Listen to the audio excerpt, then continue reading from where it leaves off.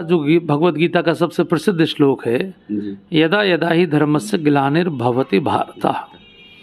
भगवान ने कहा भारत में जब भी धर्म की ग्लानि होगी तब मैं आऊँगा। तो भगवान भारत को कितना प्रेम करते हैं आप स्वयं सोच सकते हैं।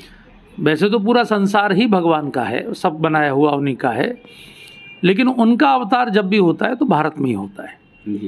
तो परमात्मा हमको संदेश दे रहे हैं कि यदि हमारा जीवन मर्यादा में रहेगा, इंद्रियों पर कंट्रोल रहेगा, मन को हम नियंत्रण में रखेंगे, धर्म के अनुसार जीवन जिएंगे, तो भगवान हमारे आंगन में विहार करेंगे और नहीं तो विनाश करेंगे। तो यही रामायण से हमको शिक्षा लेनी चाहिए। जी जी।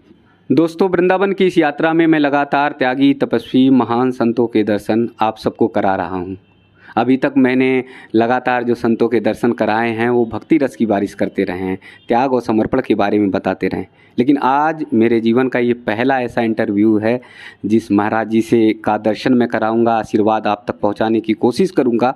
वो भक्ति के साथ देशभक्ति की भी बात करते हैं। देश नहीं, दुनिया में जहाँ पर भी महाराज जी की कथा होती है, मर्यादा पुरुषोत्तम श्री राम के गुणगान करते हैं, वहाँ पर देशभक्ति की बात ज़रूर करते हैं। तो आइए मैं महाराज जी का दर्शन करा रहा हूँ। पूजनीय अतुल कृष्ण भारद्वाज जी महाराज जी हैं, जो देश नहीं दुनिया भर में प्रभु श्री राम जी की कथा कहते हैं। ख़ास बात यह है कि JNU के पढ़े हुए हैं, MSc किया हुआ है, मास कॉम किया हुआ है, सिविल की तैयारी कर रहे थे, IAS की तैयारी कर रहे थे और भक्ति की तरफ ऐसा मार्ग गया कि सब कुछ छोड़कर फिर पूरी दुनिया भर में राम की कथा कह रहे हैं। महाराज जी बहुत बहुत दंडवत, बहुत बहुत प्रणाम। अभी तक मैंने करीब 500 से अधिक संतों के दर्शन वृंदावन के कराए हैं और भक्ति की बात बहुत ज़्यादा हुई है सभी की। लेकिन आज आपसे, चूँकि आपकी कथाएं मैंने सुनी है, तमाम जगहों पर आपने कहा भी है, तो भक्ति के साथ देशभक्ति की भी बात आती है। तो मर्यादा पुरुषोत्तम श्री राम का जो जीवन है वो सब कुछ परिवार के साथ एक को जोड़ते हुए भक्ति, देशभक्ति के साथ कैसे जुड़ा हुआ है? जी राजनारायण जी, पहले तो आपको बधाई कि कम से कम आप संतों की वाणी को जनता तक पहुंचा रहे हैं जी। और दूसरा ये है कि जो देशभक्ति की बात है जी। तो आपको याद होगा जो भगवत गीता का सबसे प्रसिद्ध श्लोक है, यदा यदा ही धर्मस्य ग्लानिर्भवति भारत। भगवान ने कहा भारत में जब भी धर्म की ग्लानि होगी तब मैं आऊँगा। तो भगवान भारत को कितना प्रेम करते हैं आप स्वयं सोच सकते हैं। वैसे तो पूरा संसार ही भगवान का है, सब बनाया हुआ उन्हीं का है, लेकिन उनका अवतार जब भी होता है तो भारत में ही होता है। तो भारत भूमि ऐसा देश है जिसको उन्होंने सबसे स्पेशल बनाया है। जैसे आप देखेंगे कि भारत के चारों ओर 3 समुद्र हैं। 3 समुद्र दुनिया के किसी देश के पास नहीं है। दुनिया की सबसे ऊंची चोटी हमारे पास है, भारत के पास है, जिसका नाम है सागर माथा, जिसको एवरेस्ट बोलते हैं। अंग्रेजों ने उसका नाम एवरेस्ट रख दिया। लेकिन दुनिया की सबसे ऊंची बर्फ की चोटियां भी हमारे पास है, सबसे अधिक सागर भी हमारे पास हैं और सबसे बड़ा रेगिस्तान भी एक देश में हमारे पास है, थार का मरुस्थल 2 लाख वर्ग किलोमीटर। और आप देखेंगे दुनिया की सबसे अधिक बारिश भी हमारे यहाँ है। मेघालय तो बारिश का ही राज्य, मेघों का घर मेघालय, जैसे शिव का घर शिवालय। तो ये जो देश है भगवान ने स्पेशल बनाया और यहाँ बाकी देशों में कोस कोस पर पानी नहीं बदलता, वाणी नहीं बदलती। वहाँ एक देश में एक ही भाषा होती है, यहाँ कोस कोस पर पानी, 5 कोस पर वाणी बदल जाती है। 300 से अधिक भाषाएं, हजारों बोलियां हैं। और आप देखेंगे कि यहाँ 6 ऋतुएं होने के कारण सब प्रकार के रूप रंग हैं। अफ्रीका में जाएंगे तो काले हैं, यूरोप में जाएंगे तो गोरे हैं, चीन में जाएंगे तो गोल हैं, पीले हैं, जापान में जाएंगे तो चपटे हैं।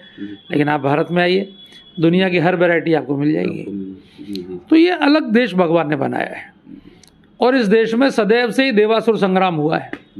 अगर देवासुर संग्राम नहीं होगा तो भगवान को अवतार लेने का अवसर कैसे मिलेगा? भगवान तभी तो अवतार लेंगे जब देवता हारेंगे, असुर जीतेंगे, तो जब त्राही त्राही मचेगी। क्योंकि जो पृथ्वी है भैया, ये भगवान की पत्नी है। हम इसको प्रणाम करते हैं, कहते हैं विष्णु पत्नी नमस्तुभ्यम पादस्पर्शम क्षमस्व में। पत्नी क्यों है? क्योंकि उन्होंने ही तो सागर में से भूमि को निकाला था ऊपर। 29% निकाला, 71% पानी में ही है। और इसलिए तिरुपति बालाजी में भगवान विष्णु के एक और श्रीदेवी, एक और भूदेवी। भूदेवी माने धरती और श्रीदेवी माने धरती पर ऊपर जितना भी ऐश्वर्य आपको दिखाई पड़ रहा है वो सब। तो इसी पर भगवान के अलग अलग अवतार होते हैं। काय के लिए होते हैं? परित्राणाय साधुनाम विनाशाय च दुष्कृताम। तो इस अवतारों में भगवान राम का अवतार मर्यादा पुरुषोत्तम के रूप में हुआ, जो वेदों के सारे टॉप के ज्ञान को प्रैक्टिकली लाइफ में हम कैसे जी सकते हैं वो सिखाने के लिए आए। ना उन्होंने कभी कोई भाषण दिया, ना उन्होंने कभी कोई किताब लिखी। इसलिए राम का नाम इस देश में सर्वाधिक है। पूरी मिलिट्री के जवान राम राम करके नमस्ते करते हैं, चाहे कोई मथुरा में मरे चाहे कोई काशी में मरे, उसके अर्थी के पीछे राम नाम सत्य ही बोला जाता है। तो इज़राइल का जो सबसे पुराना शहर यरूशलेम है, जहाँ लड़ाई चलती रहती है मुसलमानों में और यहूदियों में, उसकी जो सबसे पुरानी मस्जिद है अलक्सा मस्जिद, अलक्सा माने जो दिखती नहीं, अलख निरंजन जैसे हमारे यहाँ बोलते हैं, तो वो अलक्सा मस्जिद रामल्लाह सिटी में है। यानी अल्लाह का नाम भी राम है, राम अल्लाह। तो आप गूगल पे सर्च कर सकते हैं, तो जो नई पीढ़ी है वो तो तुरंत गूगल कर लेती है हर चीज़ को, राम अल्लाह सिटी आपको आ जाएगा। तो यहूदी, ईसाई और मुस्लिम तीनों संप्रदाय उसी मस्जिद से निकले जी। तो राम तो सबके आदर्श है। आज भले ही लोगों की पूजा पद्धति बदल जाए, पूर्वज थोड़ी बदल जाते हैं भाई। कोई धर्म 1400 साल पुराना है, कोई 2000 साल पुराना, राम तो लाखों साल पुराने हैं। तो राम ने तो पूरी मानवता को एक जीवन जीने का संदेश दिया। बोले भाई पराई नारी को माँ समझना, पराई धन को मिट्टी समझना, एक पत्नी व्रत धारण करना और बिल्कुल चरित्रवान जीवन जिया। माता पिता के इतने भक्त के माने का बेटे तुम्हें वन जाना है तो वन चले गए। पिताजी से ये भी नहीं पूछा कि मेरी गलती क्या थी, गलती तो बता दो। भक्त और देशभक्त की बात यहाँ से जुड़ती है कि जब सोने की लंका को ठुकराया और मातृभूमि को के लिए चल दिए। सोने की लंका के बारे में उन्होंने कहा कि अपि स्वर्णमयी लंका नामे लक्ष्मण रोचते, जननी जन्मभूमिश्च स्वर्गादपि गरीयसी। मेरी जननी जन्मभूमि मुझे प्राणों से भी अधिक प्रिय है, स्वर्ग से भी अधिक प्रिय है जी। तो वो किसी दूसरे की संपत्ति पर, देखिए उन्होंने इतना बड़ा युद्ध जीता, लंका की एक पाई नहीं ली उन्होंने, एक सोने का सिक्का भी अपने साथ नहीं लाया। तो वो पराय धन मिट्टी और पराई नारी माँ ये मानते हैं। दूसरी ओर रावण है, वो सारी दुनिया का धन हड़प करना चाहता है, सारी दुनिया में जहाँ भी किसी सुंदरी स्त्री को देखता है ले आता है। आप समझिए दुनिया की सबसे सुंदरी स्त्री उसकी पत्नी है। यानी परम सुंदरी नाम, परम जो शब्द है रामायण में, वो एक गुण के लिए, एक ही व्यक्ति के लिए लगता है। तो रामायण में परम सुंदरी अगर किसी नारी को कहा गया तो मंदोदरी को कहा गया। मैं आपको चौपाई बताता हूँ, मैं तनुजा मंदोदरी नामा परम सुंदरी नारी ललामा। यानी दुनिया की सबसे परम सुंदरी पत्नी होते हुए भी दुनिया में जहाँ भी किसी सुंदर स्त्री के बारे में सुनता है उसी को उठा लाता है, हरण कर लाता है। तो रावण माने दशानन माने जिसके 10 इंद्रियों के मुख भोगों के लिए खुले हुए हैं, और दशरथ माने 10 इंद्रियों पर जिनका कंट्रोल है। तो दशरथ जी के आंगन में राम विहार करने जाते हैं और दशानन के आंगन में राम विनाश करने जाते हैं। तो परमात्मा हमको संदेश दे रहे हैं कि यदि हमारा जीवन मर्यादा में रहेगा, इंद्रियों पर कंट्रोल रहेगा, मन को हम नियंत्रण में रखेंगे, धर्म के अनुसार जीवन जिएंगे, तो भगवान हमारे आंगन में विहार करेंगे और नहीं तो विनाश करेंगे।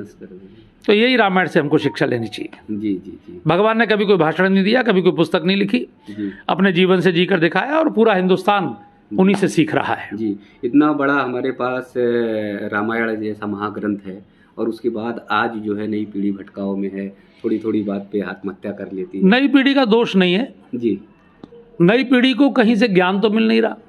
अभी तो केवल पेट भरने वाली जानकारी उनको उपलब्ध करा रहे हैं हम जी। गणित सिखा रहे हैं, कंप्यूटर सिखा रहे हैं, साइंस सिखा रहे हैं। उनसे बच्चों पे दबाव कितना है कि तुम इंजीनियर बनो, तुम डॉक्टर बनो, तुम्हारे इतने नंबर आने चाहिए, तुम्हारा इतना पैकेज होना चाहिए। तो बच्चों को हम नैतिक शिक्षा तो दे नहीं रहे। तो बच्चे जैसे राष्ट्रपति अब्दुल कलाम थे, आत्महत्या करने चले गए। एयरफोर्स के पायलट में जब फेल हो गए, आप कभी जब उनकी पढ़ेंगे अग्नि की उड़ान, अग्नि की उड़ान में है ना, तो उन्होंने लिखा उसमें कि मैं एयरफोर्स में जब फेल हो गया इंटरव्यू में, पायलट के इंटरव्यू में, तो वो शिवानंद जी के यहाँ रुके थे, वहाँ सीढ़ी पर बैठ गए, गंगा जी में कूदना चाहते थे।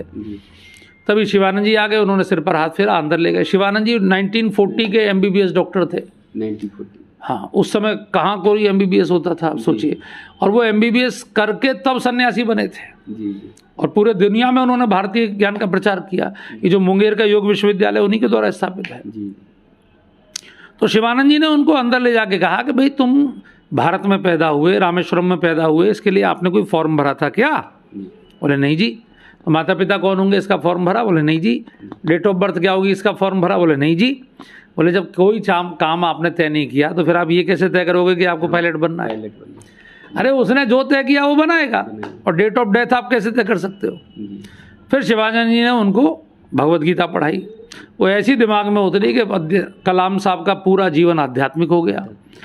उन्होंने शादी नहीं की, पूरा जीवन देश को समर्पित किया, अपनी तनख्वाह, अपनी पेंशन सब उन्होंने राष्ट्र के लिए दी, अच्छे कामों में दी। तो ये विशेषता है।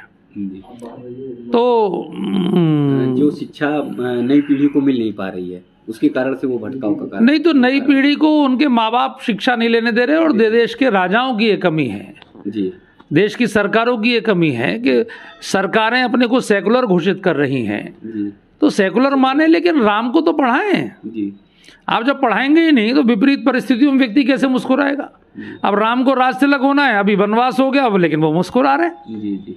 क्योंकि वो इस बात को जानते हैं कि परिस्थिति बुलाने से आएगी नहीं, भगाने से जाएगी नहीं। कभी जीवन में कोई भी परिस्थिति आ सकती है, और ये परिस्थिति हम तय नहीं करते, हमारे ग्रह तय करते हैं। जी, और ग्रहों की आपसे दुश्मनी नहीं है, वो आपके कर्मों के आधार पर आपका सिस्टम बनाते हैं। जी, तो किसी ना किसी कर्म का कोई ना कोई भोग होता है जो हमको भोगना होता है। जी, अगर ये बात बच्चों की समझ में आ जाए जी, तो कोई आत्महत्या नहीं करेगा। जी, लेकिन माँ बाप उन्हें सत्संग से जोड़ते नहीं, उन्हें रामायण से जोड़ते नहीं। जब माँ बाप जोड़ेंगे नहीं तो बच्चों का कोई दोष नहीं, संस्कार ये पेरेंटिंग का अभाव है। जी, पेरेंटिंग का मतलब केवल बच्चे को पैसा कमाने योग्य नहीं बनाना। जी। पैसा तो, रोटी तो पशु भी खाता है। जी, मानव है तो उसके अंदर दया हो, उसके अंदर तप हो, उसके अंदर सत्य हो, उसके अंदर परोपकार की भावना हो।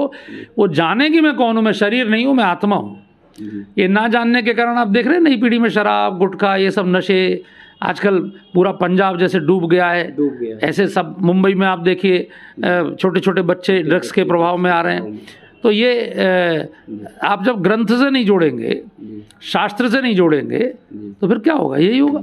तो वेद पुराण और ये सारे इतने बड़े ग्रंथों का जो देश है वो इसी तरह से बह जाएगा कि संत आकर रोकेंगे या फिर कोई अभियान ये तो भाई साहब भगवान का देश है, आज तक तो बहा नहीं। जी, जब त्राही तो मची है, त्राही मची है। जब त्राही मचती है तो फिर भगवान किसी को भेज देते हैं। जी, जी, जिस समय तलवार चल रही थी औरंगजेब की, तो उन्होंने भेज दिया संतों को। जी, जी, तमाम संत उस समय, जिस समय अकबर की तलवार चल रही थी, उस समय गोस्वामी तुलसीदास जी आ गए, जी, और तमाम संत आ गए, मीराबाई आ गई, जी, और तमाम संतों ने खड़ा कर दिया सब। जी, तो जब जब अंधेरा होगा तब तक लाइट के प्रयास भी होंगे, जी। निश्चित रूप से। उसमें संत जो है आगे संत हैं, आप भी तो संत ही हो। जी, संत माने कोई वो थोड़ी होता है, देश के चेतना कभी मरती नहीं है। समाज के अच्छे लोग खड़े हो जाते हैं, जी। और वो अपने चरित्र के माध्यम से, अपनी मेहनत के माध्यम से समाज में संस्कार खड़े करते हैं। तो आज तो हम लोगों ने संत की परिभाषा बस जंगलों में रहना, वेश धारण करना, वो सन्यासी है। देखिए, सन्यासी और संत में अंतर है। जी, मैं आपको बता दूं कि सुंदरकांड में भगवान ने विभीषण को संत कहा है, और कहा तुम सारखे संत प्रिय मोरे, धरऊं देह नहीं आने हो रे। अब विभीषण कोई सन्यासी तो नहीं है, विभीषण तो लाल बत्ती में थे, लाल बत्ती में चलता है, में थे, मंत्रिमंडल था, कैबिनेट मिनिस्टर है। जी। तो जो सुमति को फैलाता है वो संत है, संत, जो भगवान के सद्गुणों को समाज में फैलाता है वो संत है। जी, तो आप भी संत हैं। जी, जी, जी। राधे राधे। जी। दोस्तों, अभी महाराज जी को आपने सुना, महाराज जी ने कैसे मर्यादा पुरुषोत्तम श्री राम के गुणों का बखान किया, और सबसे मूल बात, सबसे महत्व की बात महाराज जी ने कहा कि हमारी नई पीढ़ी का कोई दोष नहीं है, हमारे संस्कार दूर होते जा रहे हैं, अभिभावक माता पिता उन संस्कारों से दूर करते जा रहे हैं, इसी के कारण भटकाव आ रहा है। जिस देश में वेद हो, पुराण हो, और वहाँ की नई पीढ़ी भटके, तो इससे बड़ा दुर्भाग्य कोई नहीं होगा। हम सबको प्रयास करना होगा। महाराज जी से भी मैं बीच बीच में निवेदन करूंगा कि कैसे हम सब नई पीढ़ी को जोड़ें, जिससे सब राष्ट्र की मूल धारा की ओर बढ़े और जीवन में भटकाव नहीं आए। वृंदावन की इस यात्रा में लगातार त्यागी तपस्वी महान संतों के दर्शन करा रहा हूं। अब मैं आप सबको से वादा भी करता हूं महाराज जी के से मिलने के बाद कि राष्ट्र भक्त संतों के भी दर्शन मैं कराऊंगा।